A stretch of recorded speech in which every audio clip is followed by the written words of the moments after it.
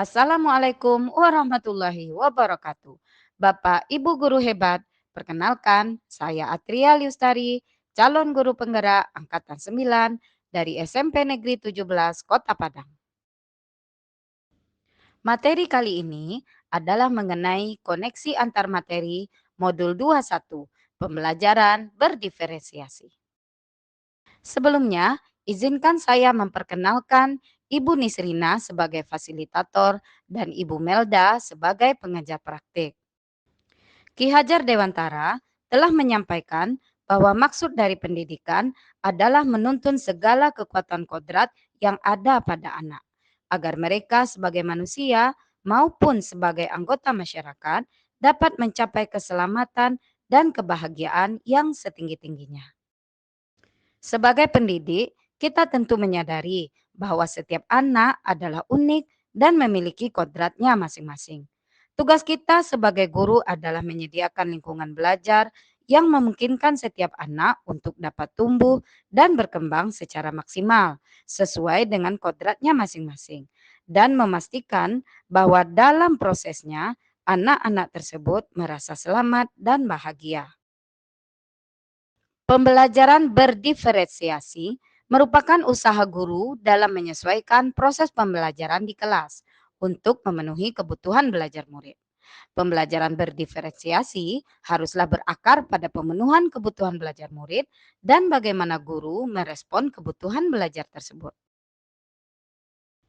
Untuk menciptakan pembelajaran yang berorientasi pada kebutuhan murid, maka guru membuat serangkaian keputusan-keputusan yang terkait dengan: 1. Pembelajaran memiliki tujuan pembelajaran yang didefinisikan secara jelas. 2. Guru hendaknya mampu menanggapi atau merespon kebutuhan belajar murid. Ketiga, guru dapat menciptakan lingkungan yang mengundang murid untuk belajar. 4. Guru dapat menciptakan manajemen kelas yang efektif. Terakhir, guru dapat melakukan penilaian yang berkelanjutan. Dalam rangka pemenuhan kebutuhan belajar murid, maka seorang pendidik harus memperhatikan 3 aspek, yaitu kesiapan belajar atau readiness, kedua, minat murid, dan yang ketiga adalah profil belajar murid. Kesiapan belajar murid. Guru melakukan identifikasi atau pemetaan kebutuhan belajar murid berdasarkan pengetahuan atau keterampilan yang dimiliki murid saat itu. Apakah sesuai dengan keterampilan atau pengetahuan baru yang akan diajarkan. Tujuannya agar guru dapat memodifikasi tingkat kesulitan pembelajaran sehingga dapat memenuhi semua kebutuhan belajar murid di kelas. Yang dimaksud dengan minat murid merupakan kecenderungan jiwa murid mengenai sesuatu yang mereka anggap berharga. Sesuatu yang berharga tersebut sesuai dengan kebutuhannya. Setiap murid memiliki minat yang berbeda-beda. Minat juga salah satu motivator penting bagi murid untuk dapat terlibat aktif dalam proses pembelajaran. Sehingga dalam pembelajaran, guru diharapkan mampu menarik minat dan mempertahankan minat murid. Profil belajar murid. Tujuan dari mengidentifikasi atau memetakan kebutuhan belajar murid berdasarkan profil belajar adalah untuk memberikan kesempatan kepada murid untuk belajar secara natural dan efisien. Profil belajar murid terkait faktor-faktor seperti lingkungan belajar, budaya, gaya belajar, dan kecerdasan majemuk. Bagaimana cara seorang pendidik mengidentifikasi kebutuhan belajar murid? Caranya, kita dapat menerapkan beberapa metode, yaitu 1. Mengamati perilaku murid. 2.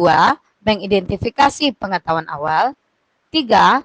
Berbicara dengan guru murid sebelumnya. 4. Merefleksi praktik pembelajaran. 5. Menggunakan berbagai penilaian formatif. Dan terakhir, membaca rapor murid pada kelas sebelumnya. Untuk mewujudkan pembelajaran berdiferensiasi, dilakukan 3 strategi, yaitu pembelajaran berdiferensiasi konten, proses, serta produk.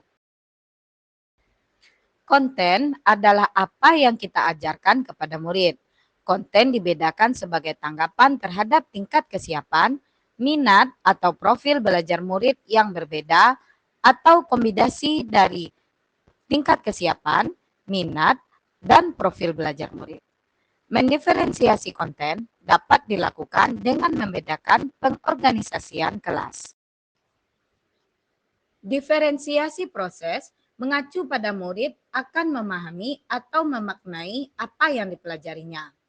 Cara yang dapat dilakukan guru adalah kegiatan berjenjang, adanya pertanyaan pemandu, membuat agenda individual murid, memvariasikan lama waktu untuk menyelesaikan tugas, dan mengembangkan pembelajaran bervariasi.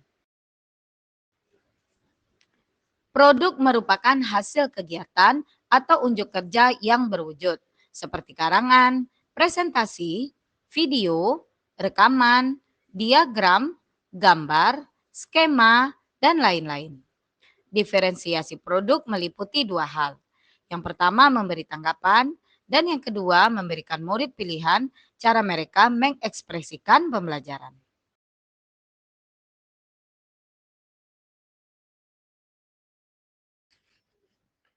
Keterkaitan pembelajaran berdiferensiasi dengan modul lain dalam program pendidikan guru penggerak tentu saja ada. Pertama, dengan modul 1.1 pembelajaran filosofi Ki Hajar Dewantara.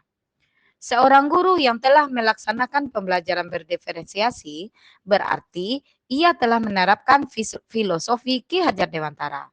Karena guru tersebut telah berusaha memenuhi kebutuhan muridnya dengan cara menuntun murid sesuai dengan kodrat yang dimilikinya.